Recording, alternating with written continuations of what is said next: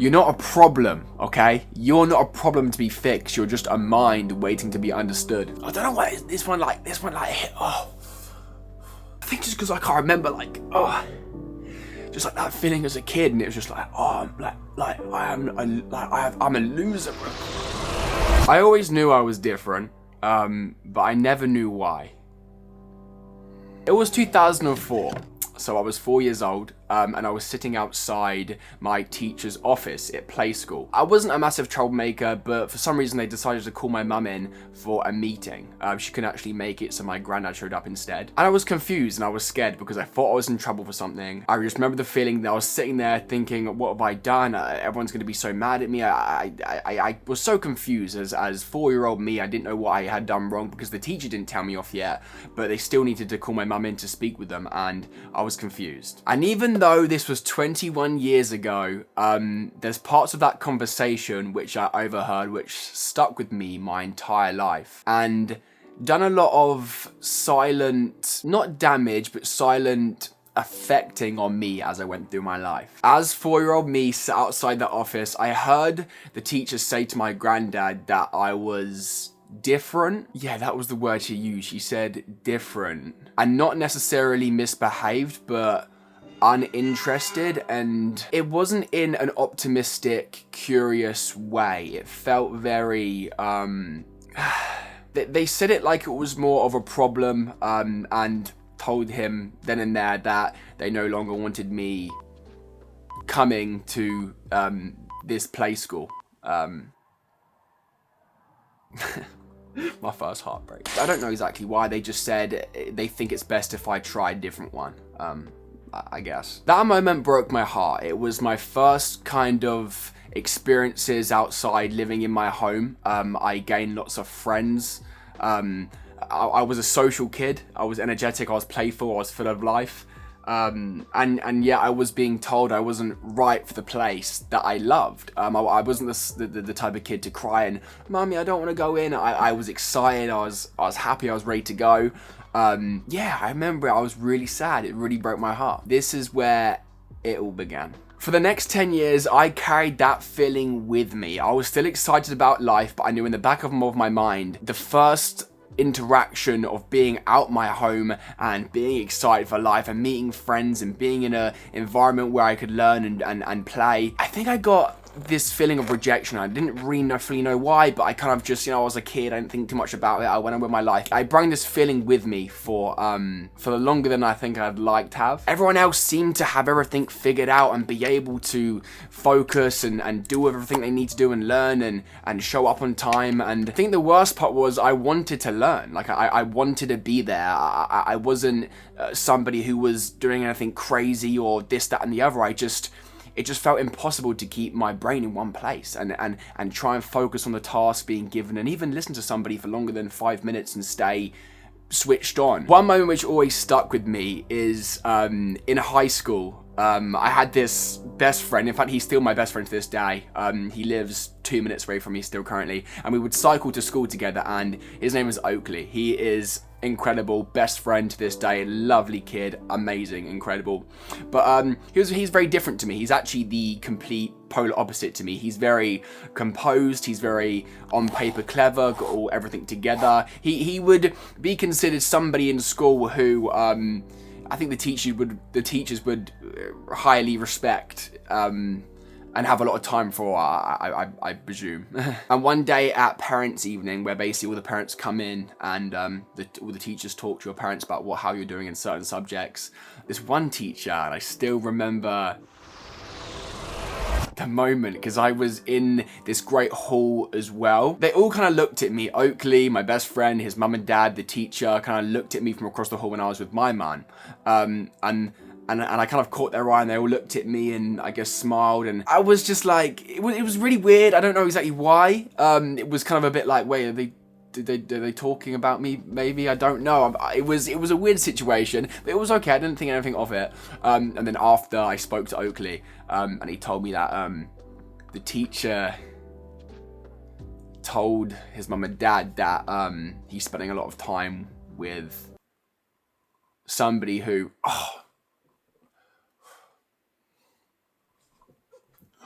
He was spending a lot of time with somebody who maybe he should look to avoid rather than start a long friendship with. Just because obviously I was somebody who they presumed was, mischievous and couldn't focus and didn't care and didn't want to learn and this, that, and the other. And they just thought I was bad company for him, basically. I think when he even told me, I laughed.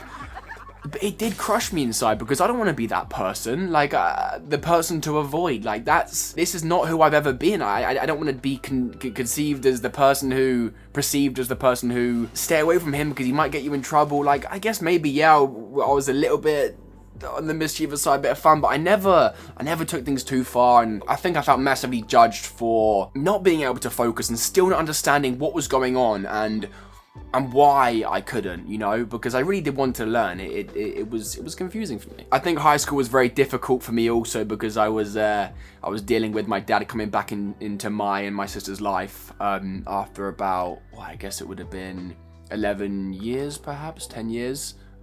He left when we were like 3 or something, and then he came back in. Honestly, we didn't know if he was dead or alive. Didn't hear a thing from him for a long time. Then he randomly kind of came back in and started developing a relationship with us, which was very confusing. And I think I had a lot of built up anger towards that as well, especially leaving my mum and struggling when she doesn't have as much as it was, which was difficult anyway. My mum was in a very toxic relationship for a long time. I won't go into detail with that because it's not my place to say. I didn't really know how to process everything going on. I acted out a lot. I got kicked out of 2 schools, I think.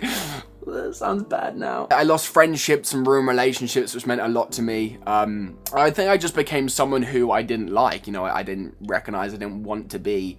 But I had so much built up frustration and anger, and I felt judged to be this person. There's other things going on. I just kind of lost my way a little bit. At 16, 17 years old, I began college, which you do in the UK at that age. It got to the point in my life where I was like, this is so incredibly hard. I basically got no grades GCSE-wise, and I started this college course, and I was like, yep, I'm still all there, I'm focused, I got my life back on track a little bit more, and I'm excited to learn and do this course and whatever. And it was so difficult for me. It felt nearly impossible to sit there and focus for more than 5-10 minutes on something I didn't feel like I even really was that passionate about. I still wanted to learn and I still showed up and I was still trying my best, but after 2 weeks I was just like, this is not possible for me. It is so incredibly difficult for me to apply myself.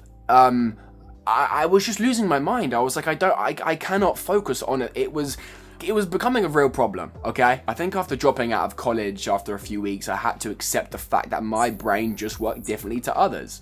It wasn't broken, it wasn't wrong, it was just different. It was me. It was my way of thinking, it was me. But yeah, I hated that realization because I felt incapable, I felt stupid, I felt like my life is going to amount to nothing. I felt all these awful things because I was just like, how am I ever meant to become somebody who, even my family can be proud of, or I'm proud of, or start a family, or do this and do that, and it was difficult. So for the first time in my life, I had some time to sit at home and do nothing. Absolutely do nothing, other than be in my thoughts alone while everyone else was at college, and just really be there with myself and just what it meant to be alone. Just thinking, just me. What do I want? How do I feel? How do I fix this? How do I become somebody who I want to be, I was sat there in my room for hours on end every day doing nothing. Except doing nothing wasn't in my nature as a human being. I love to be outdoors. I love to do this, that, and meet friends and be creative. And I love to be that hyperactive, fun kid. That's who I am. I'm not somebody who just does nothing and spends all his time just doing nothing. That just wasn't me. So I started really searching. What do I love? What do I want to do? I have this time. I'm 16, 17 years old, and I have no idea what I want to do with my life. And I really started digging and searching in my soul for what made me feel whole and what made me feel fulfilled. And I had this one dream when I was a kid, which I think every kid does, of being a YouTuber, being somebody who can make videos and have fun and entertain, because that's who I am at heart. And being from a small town in England where nothing really happens and nothing really goes on, it was like, there's no way this is possible. Like, there's no chance I'm actually going to to make it. It's going to be a waste of time, waste of money. Mum thinks I'm stupid. Family, like, what are you doing? Blah, blah, blah, blah, blah. Okay, but I realized, okay, I had this time, okay, at least 8 months until, you know, I start another course or whatever. I began watching so many motivational videos on YouTube, as I always do, and I'm sure you do too. And I came across this book called The Secret, which is all about manifesting the dream life you want and attracting those things into your life. And although I trying to read a book is next to impossible. I shouldn't have actually said read a book. I audiobooked it, so listen to it, The Secret, and it changed my life. It made me believe in myself incredibly. I still didn't know where I was going to go on my journey, but I just felt like I just had such an open mind and felt like I could really connect with what I was hearing. And I was like, you know what? I have nothing to lose here. If I can just channel this concentration, which I've never been able to do before, into something I love, dreams do come true. And that's what I wanted to do. I wanted to become a YouTuber. I really did. And at this time, my mum's obviously thinking, what is my son doing? What a blimmin' loser. Like, he needs to get his life together. So she gave me an ultimatum. She basically said, get a job, just go back to college, or I'm kicking you out. So it left me in a bit of a situation. Many weeks of arguments and flipping tears and growls back and forth and convincing and promising and this, that and the other. I convinced my mum to give me 6 months to trying out. I don't even think I said become a YouTuber, because it's just like, mate, shut up. Like, I think I said I have some plans. I had no plans, and I was just like, just give me 6 months to try my absolute best to show the world what I can do. Okay, I think I put it like that, and after weeks and weeks of convincing, and my nan and granddad saying, just let him try, whatever. She gave me 6 months. She granted me that time to try and figure out what I wanted to become, whatever that was. That 6 months changed everything. It changed absolutely every single piece of my life when it came to relationships, work, motivation, how I saw this thing which I wasn't even diagnosed with yet, as such an incredible blessing and superpower. Though I was 17, with nothing else, I had a dream. I really had a dream. I had something I wanted to do. I found something I was insanely passionate about, and I wanted it more than anything in this entire world. My first videos were awful. No views for months and months and months, and I didn't even know how to edit or speak to a camera, or I didn't know how to do anything. The videos were not good. I would stay up until 4 a.m. researching how to even learn to do edits and this and that when it came to tags and descriptions and how to upload a YouTube video and how to do it in a way which these bigger YouTubers do. I just became so incredibly addicted with the process. I discovered something about myself, which was the deepest thing I've ever discovered, and that was my ADHD wasn't a struggle. It was an incredible superpower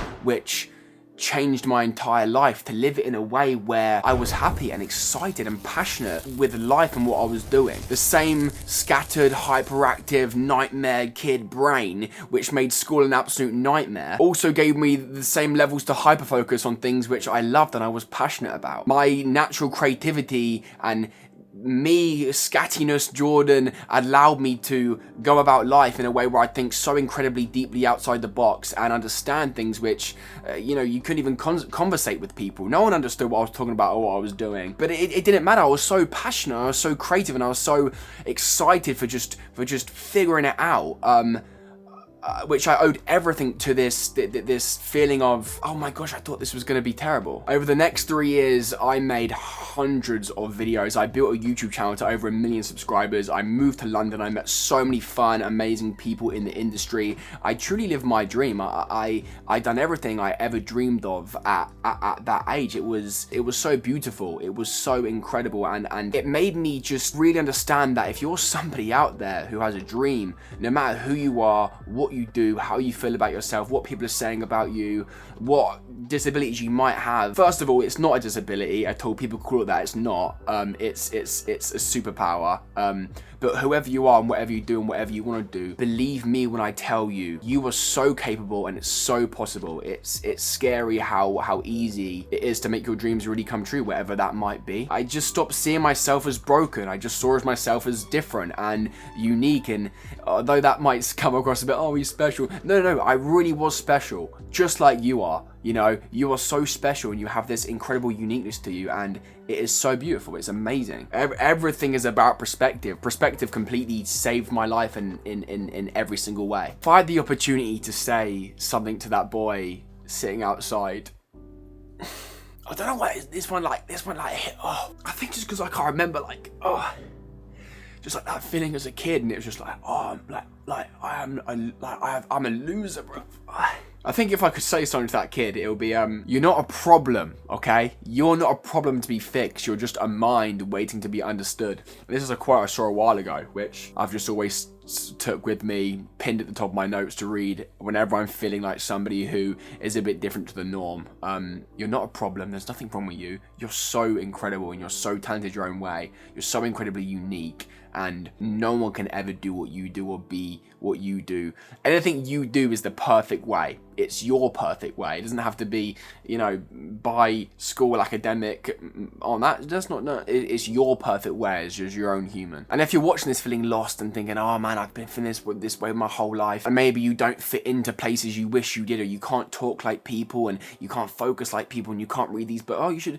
I know it's very difficult, but you are not broken at all. You are exactly who you are meant to be, and it is beautiful. It is incredible. No two humans are the same. We are all different. We are all worthy. We all have the same power to create and love and live the life we deserve. Go chase your passions. Live your life. Live your dream. Go for it. You can do it. Never let anybody tell you that because you're different, you're broken. Never let anybody tell you that being different is a bad thing, because it's 10 times good thing, actually. It really is. Trust me, being different is your greatest gift. And that's what I found out. And that's what I want you to know after this video. Remember this, please. And even if you ever forget, watch my story again, because this is what it's here for. This is for you now. I know I have so much capabilities and so much to do and explore, and I'm young and I'm just ready for life, like you need to be, and you're gonna be. So thank you so much for watching. I appreciate your time. You are so worthy, and yeah, man, love yourself, because that inner child's waiting for you to come give it a big hug, like mine was for a while. So love y'all. Thank you. Peace out. Have a good life. Subscribe if not, if you want to see my face again. Yeah, catch y'all. Peace out.